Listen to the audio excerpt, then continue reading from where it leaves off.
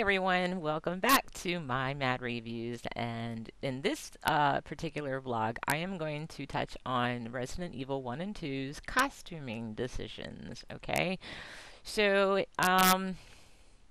yeah, we're discussing Resident Evil and Resident Evil Apocalypse. Alice and Jill Valentine here. So let me first start off by saying that I understand that a lot of female characters in games and comic books and things like that primarily are designed, or at least were designed, with the male audience in mind, considering that for the most part in the past, that was the core audience base. I'm okay with that. I've read enough comics in my time to see that the blatant display of horribly unrealistic body dimensions given to women, as well as the lack of realistic armor to protect them in combat. Mostly for the simple sake of making the characters more appealing to the male audience. Hey, look, tits and ass. But a line has to be drawn somewhere, okay?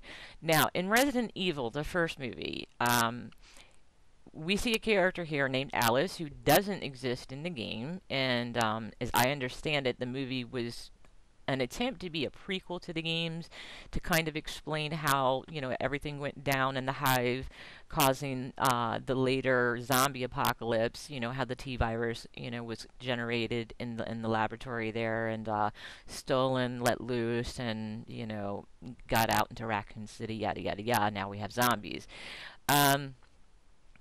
Anyhow, but yeah, Alice doesn't actually exist in any of the games that I'm aware of. And we do see in the beginning that someone stole the virus and the antivirus, and in the process broke open a tube with the virus as he attempted to make his escape out of the hive, and then the virus circulated through the air vent system, infecting everyone in the hive. So the Red Queen, who is the core artificial intelligence defense system, decided to lock up the hive and attempted to kill and or isolate everyone possibly infected in order to prevent the virus from spreading outside the hive to Raccoon City above, which ultimately would have resulted in the entire city being infected and exposed, which ended up happening anyway. But here we see Alice, who is supposed to be a secret op who resides in a fancy mansion that operates as a front with a hidden gateway to the hive. And her job, basically her and this guy Spence, their job is to pretend to be married, live in this mansion, and protect that entrance. Well, in the opening part where we see her, she's been knocked out when the house defenses were activated, and she's, slumps down naked into the tub and, giving the male audience a little bit of a side boob moment. And she wakes up and, well, she can't remember shit, not even who she is. So then we see her wandering into the bedroom, the master bedroom. She opens the dresser drawers, one of which is an obvious gun case with a code lock. And then what we see on the bed is this red dress that's been laid out for her. Now, we get the impression that someone else chose this particular outfit for her because there is a note stating, "Today, all your dreams come true." This is when we start to realize that she may not be remembering. She may have a little amnesia problem, memory difficulties, because she attempts to verify that she didn't write the note by picking up a pen and duplicating the message, and we see that the two handwritings don't match. But back to the dress. Okay, so it's a very sexy red dress. So much so that she must have felt it necessary to don a black miniskirt beneath it, because the one side cuts up so high that the audience would have died fapping before getting to the next scene. But I'm okay with that. Apparently someone has chosen this outfit for her, left a note about all her dreams coming true, so something important and or fancy is going to happen later. Though there is nothing really fancy about the dress, but it is sexy, so maybe it's just, a little private, sexy time. Who knows? Who cares? But, now, for me, as the average woman, if that outfit were laid out for me to be put on and I decided to go along with it, I'm fairly certain that when I headed to the closet, I wouldn't have donned a pair of fucking military boots.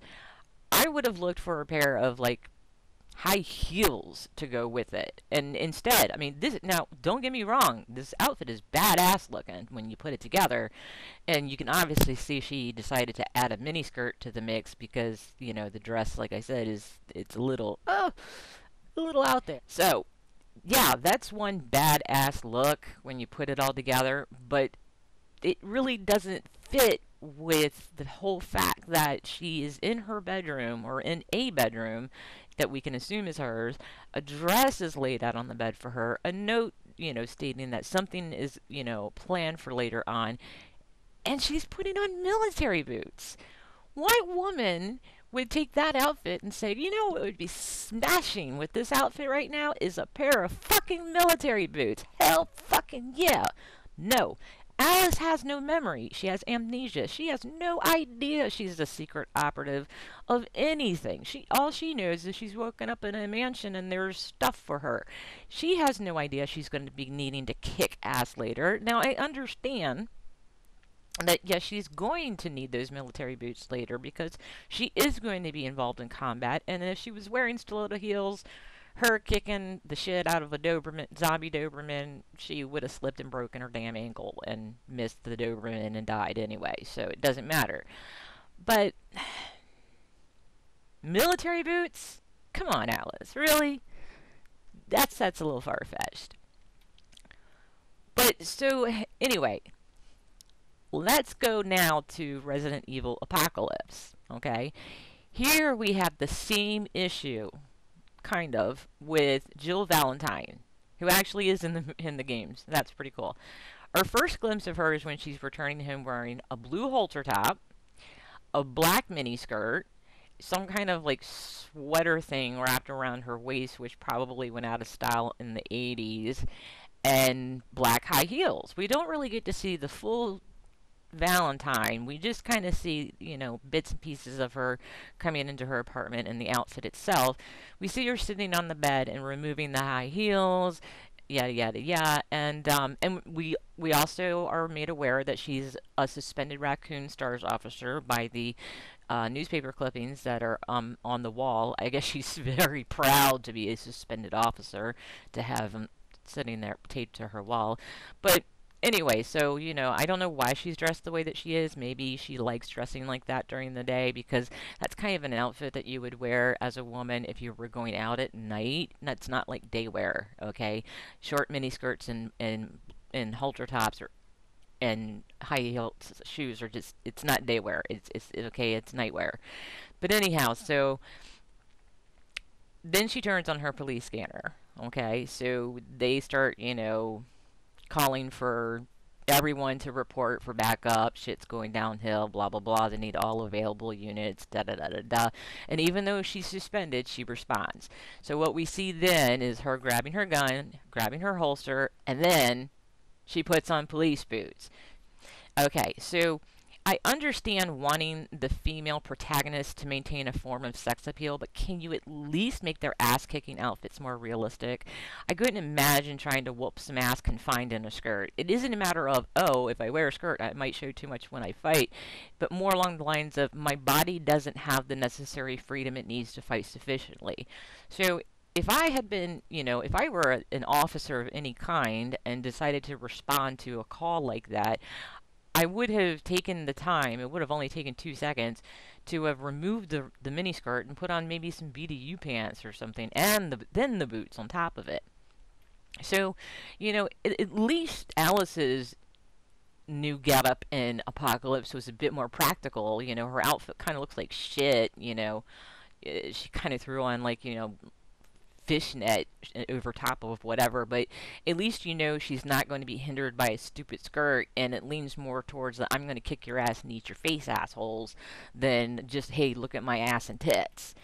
So, yeah, my biggest complaint with these two movies is the first. Well, I have more, but that's another vlog. But my major complaint with these two movies are those costuming ideas. They don't make practical sense at all. None whatsoever. They may look badass, but in all practicality, they don't work. So, that's the end of my vlog. Talk to you later. Ciao!